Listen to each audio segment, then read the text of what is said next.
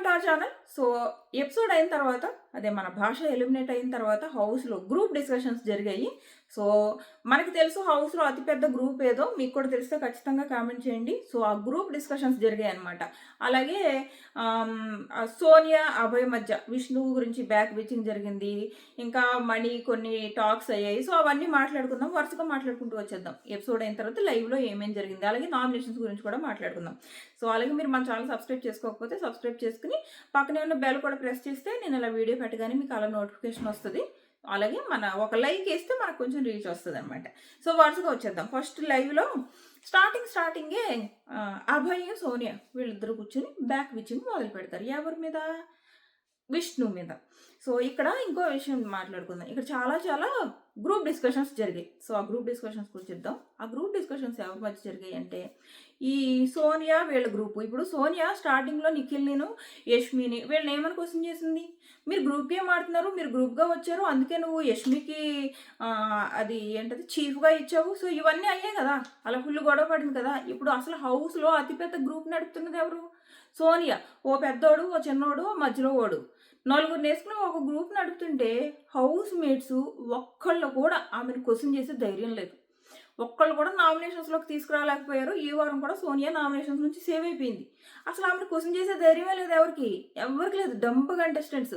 నువ్వు అప్పుడు మమ్మల్ని గ్రూప్ అన్నావు కదా, ఇప్పుడు నువ్వు చేస్తున్నది ఏంటి? ఇలా పెద్దోడు చిన్నోడు మధ్యోడు అని నువ్వు ఒక గ్రూప్ని క్రియేట్ చేసుకుని ఆ గ్రూప్తో ఉంటున్నావా? నాకు క్వశ్చన్ చేయలేరా?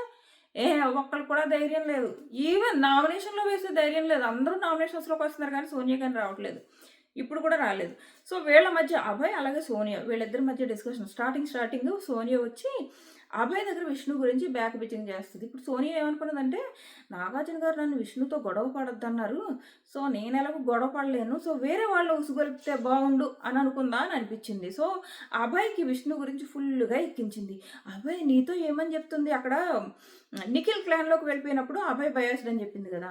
ఎందుకు అంటే సోనియా కోసం అని చెప్పింది కదా. సోనియా ఏమంటుందంటే అభయ్ నీకు నాతో నువ్వు బయాస్డ్ ఉన్నావని చెప్పి అక్కడ చెప్తుంది కదా. కాదు, సీతతో వేరేలా చెప్పింది. సీతతో అభయ్ బయాస్డ్ ఉన్నాడని వేరేలా చెప్పిందట. వేరేలా ఏం చెప్పిందో మరి ఇక్కడ చెప్పట్లేదు. అక్కడ బయాస్డ్ ఉన్నాయని వేరేలా చెప్పింది అని చెప్పేసి బ్యాక్ బిచ్చింగ్ ఏదేదో చెప్పింది. సో అబ్బాయి నమ్మేశాడు. సో అప్పుడు అంటాడు యాక్చువల్గా విష్ణు ఫస్ట్ అబ్బాయిని అడిగిందంట నేను నీ క్లాన్లోకి వస్తాను అని.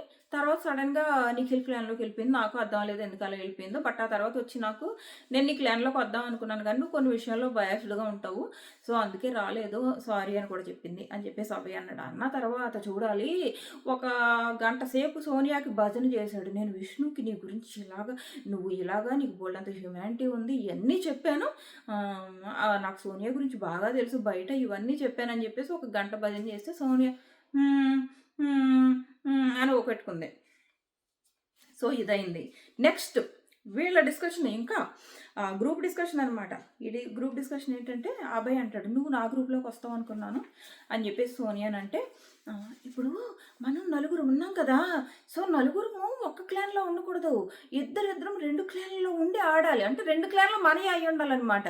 సో అందులో ఇద్దరు ఉండాలి, ఇందులో ఇద్దరు ఉండాలంట. సో అభయ్ టీంలోకి ఇక్కడ విష్ణు ఉంది కదా, సో విష్ణు పృథ్వీని తన టీంలోకి వద్దంది కాబట్టి పృథ్వీ ఖచ్చితంగా అభయ్ టీంలోకి వెళ్తాడు. సో అభయ్ పృథ్వీ ఒక టీం అంట, నిఖిల్ సోనియా ఒక క్లాన్. సో ఇద్దరు చెరో క్లాన్లో రెండు క్లాన్లో పంచుకుందాము అని నేను ప్లాన్ వేశాను అని చెప్తుంది అనమాట. అంటే గ్రూప్ గేమ్లు ఆడేయాలి హౌస్లో. ఇంత క్లియర్గా గ్రూప్ గేమ్ ఆడుతుంటే క్వశ్చన్ చేసేవాళ్ళే లేరు హౌస్లో. సో ఇంత క్లియర్గా ఆమె చెప్తుంది రెండిట్లోనూనంట పంచుకోవాలంట. సో అందుకే రెండు గ్రూపుల్లో ఉండాలి అని నేను డిసైడ్ అయ్యాను అని చెప్తుంది. సో ఇది అయిపోయింది. నెక్స్ట్ వచ్చేసి ఇంకా చెప్తుంది చాలా జరిగింది వీళ్ళ మధ్య. నీ గ్రూప్లోకి యష్మిని ఎందుకు తీసుకున్నావు? నువ్వు నైనికా తీసుకోవాల్సింది, యష్మిని అటు సైడ్ నైనికా సైడ్ వదిలేయాల్సింది అని చెప్పేసి అంటుంది అనమాట. సో అటు పంపేయాల్సింది, నువ్వు ఎందుకు అలా తీసుకున్నావు అని చెప్పేసి ఇక్కడ చెప్పింది. సో అది అయిపోయింది. నెక్స్ట్ వచ్చేసి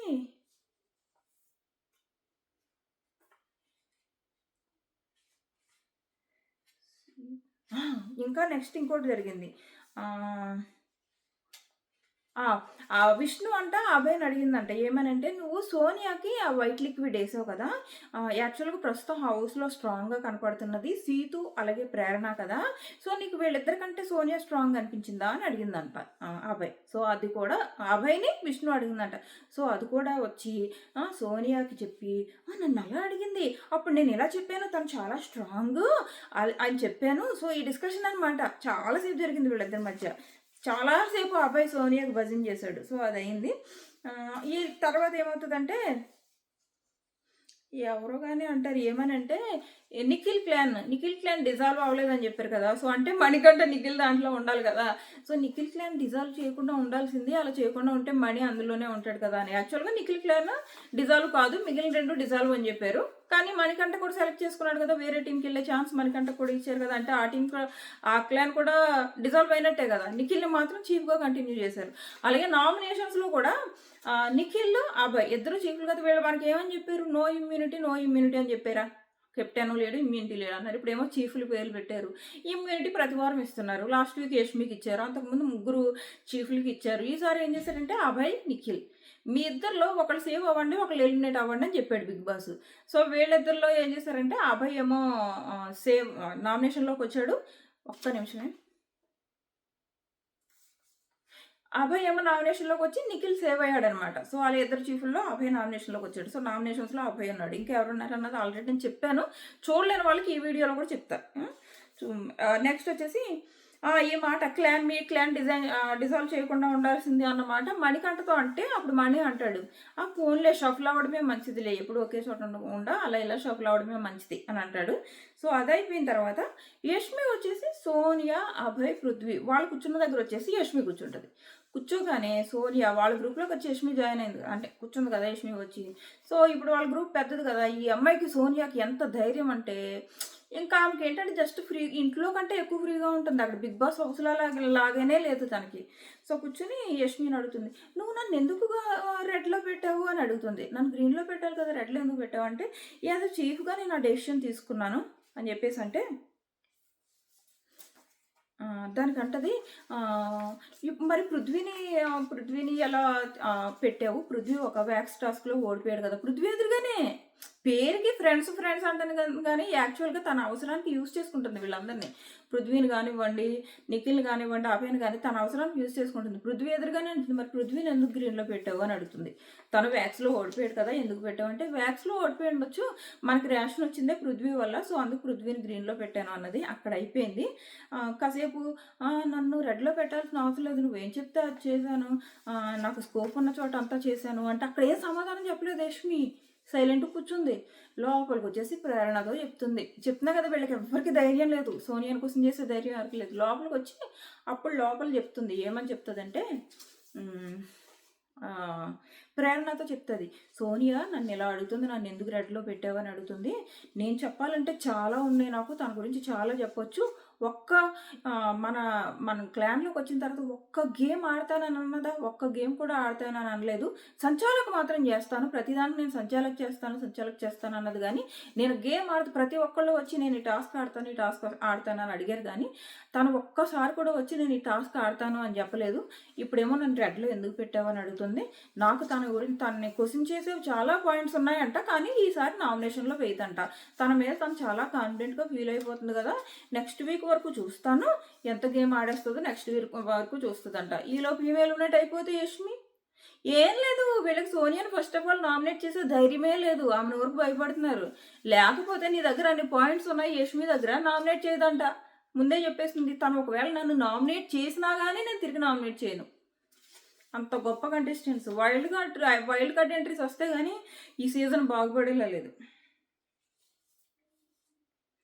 సో, అది నెక్స్ట్ వచ్చేసి ఒక్క నిమిషమే.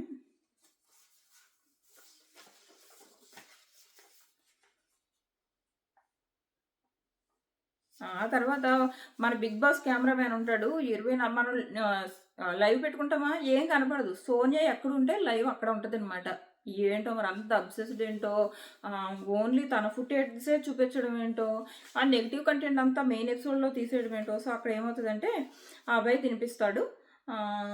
ఈ అమ్మాయి శుభ్రంగా పడుకుని ఫుడ్ తింటుంది. మనకు ఆ ఫుటేజే ఒక గంట సేపు ఈమె అబ్బాయి తినిపించడం, ఆమె తినడం, ఆ ఫుటేజే చూపించడం. అక్కడ ఏం విషయం లేదు, తినిపించడం, తినడం.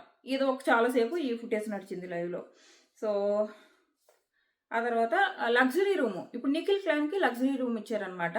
అలాగే ఇంకొక క్లాన్ ఏమో అది వచ్చినప్పుడు చెప్తే ఎక్కడో రాసుకున్నా, 2 క్లాన్స్. డ్రాగన్ ఫ్లై ఏమో లగ్జరీ రూమ్ కదా, అది నిఖిల్ క్లాన్కి ఇచ్చారు. పీకాక్ క్లాన్ ఏమో అభయ్కి ఇచ్చారు. ఇంకొకటి 3వ క్లాన్ ఉంది కదా, ఆ క్లాన్ మొత్తం క్లోజ్ చేశారు. క్లాన్ కాదు, రూమ్స్.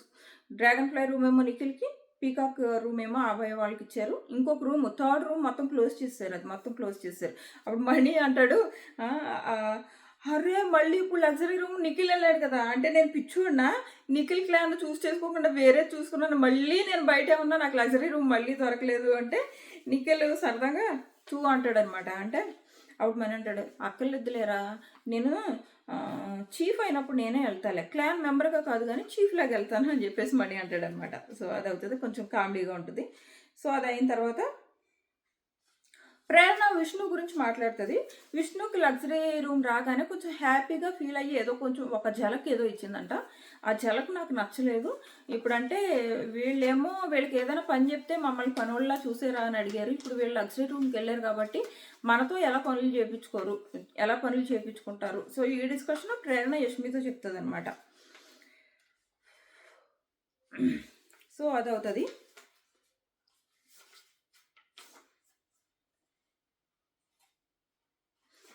నెక్స్ట్ మళ్ళీ మణికంఠ అంటాడు, so Nikhil room luxury room వెళ్ళింది కదా, సో నాకు లగ్జరీ రూమ్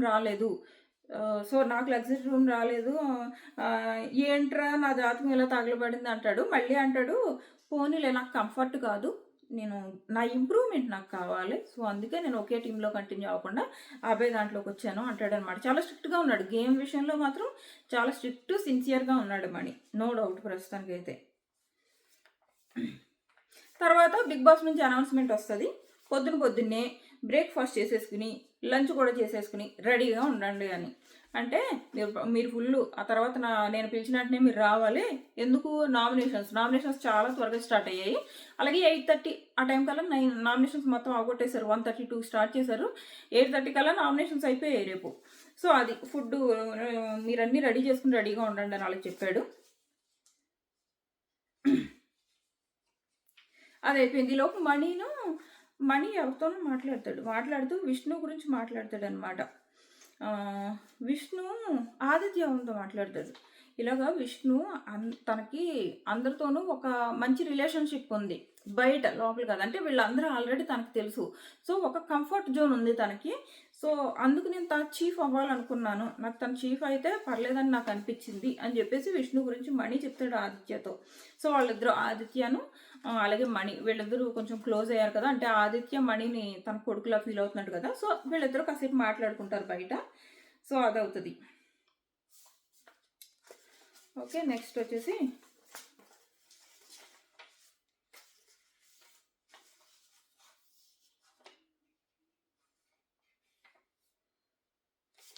ఆల్మోస్ట్ అంతా చెప్పేశాను, ఒక నిమిషం.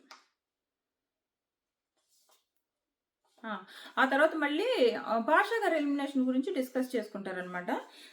ప్రేరణ అంటది, నేను అసలు ఎక్స్పెక్ట్ చేయలేదు సోనియాకి ఫేక్ ఇస్తారు భాష అని చెప్పేసి అంటది. ఇంకొకటి, ఈ వీక్ ఆడతానన్నది కదా, ఎంతవరకు ఆడుతుందో నేను చూస్తానని యష్మి అంటే, కొంచెం ప్రేరణకి సోనియా మీద సాఫ్ట్ కార్నర్ ఉన్నట్టుంది. లేదు ఈ వారం ఆడుతుంది అని అంటది ప్రేరణ. సో అది జరిగింది. నెక్స్ట్ నామినేషన్స్ గురించి వద్దాం. ఆల్రెడీ చెప్పే కదా, నామినేషన్స్ అభయ్ నామినేట్ అయ్యాడు, చీఫ్స్లో నిఖిల్ సేవ్ అయ్యాడు.